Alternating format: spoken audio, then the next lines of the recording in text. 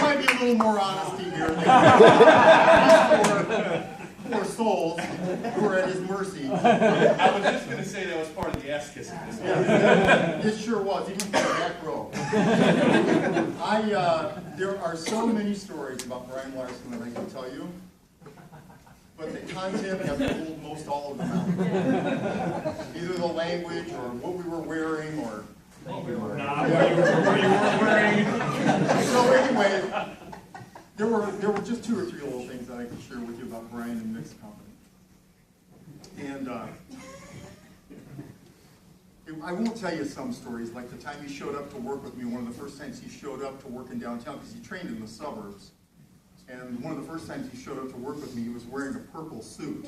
He still thinks that's purple. And a Mickey Mouse watch. And he did tell me that, Marty, that watch, it's not something I got at Kmart. I bought that at Epcot Center.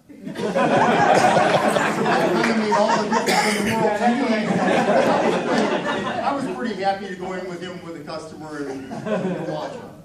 I won't tell you the story about how when Brian was training with me, I smoked 3 packs of cigarettes a day and never wasted one of them.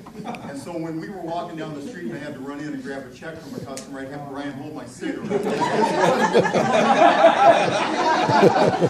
And Brian would be there on the, it was such a sweet kid. Brian was there on the corner, running chili peppers, holding my cigarette. He didn't smoke, so he's holding it like this.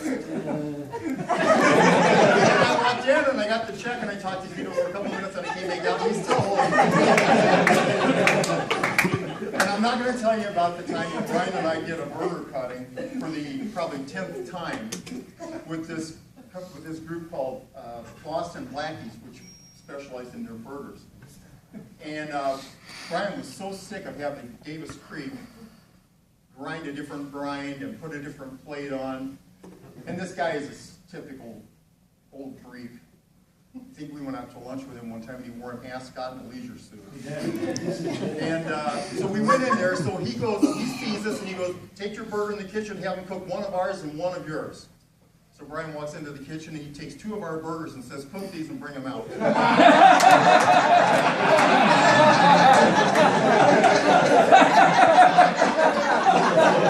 So we're doing a burger cutting. So here's 2 burgers cooked beautifully. And they look the same. And the guy's looking at them. They're steaming nicely. He picks up, he unrolls the fork out of the napkin, takes a bite of one, takes a bite of the other, pauses, reflects. That's my burger right there. That is awful. He went on for 5 minutes about how bad our burger was. Brian and I looked at each other, and in a very nonverbal way of communicating, we said, we're not going to bring this up. But we did win the cutting, we just never got the business. And that was the best time we ever closed an account in our life, because several years later, this guy was apprehended by the FBI at the Canadian border for check kiting and bank fraud. Oh. So, I don't know, we'd have probably had a $250,000 bad debt. Probably. But I do want to tell you a story about Brian off the clock. There was you know, Brian's on the clock, but if he's your friend all the time, not just at work or when he sees you in the office or when he writes with you. And a few years ago, quite a few years ago, I had a knot on my head. And I just was getting to be too much. I mean, I couldn't even run a comb through my hair. My barber was bitching about it. So I went in and had it removed. And they told me when I got my stitches out, they said, you have cancer. And I'm like, whoa. And he said, yeah, we're going to have to go in and have more surgery and take a little bit more of your skin out to make sure we got everything. Don't worry, it's local, but we'll take care of it. So Brian took me, it's a one-day surgery, Brian took me, drove me over there, got up at probably 3 in the morning so we could be there at 5:30.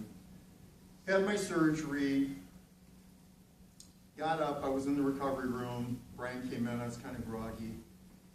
And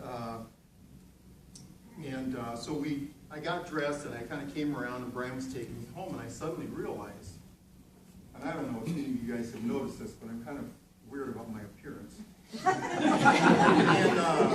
I suddenly, I think it was either in a car mirror or in something reflective on the way out to the car, I noticed that I was bandaged like a friggin' Taliban warrior. Because they did a skin graft. It was huge. It looked like Marge Simpson's hair. It was just gone. It was horrible. So I had these prescriptions I had to pick up. So Brian, we stopped at the Jewel Osco. And there was a radio truck out in front with tons of people standing around. B-96. Oh my You even remember that. And I had to walk through this entire crowd of people with this March on the side of my head, and it even went under my chin. Yeah. And so we're, you know, they always put the pharmacy in the back so that the sick have to hobble to the rear of the store.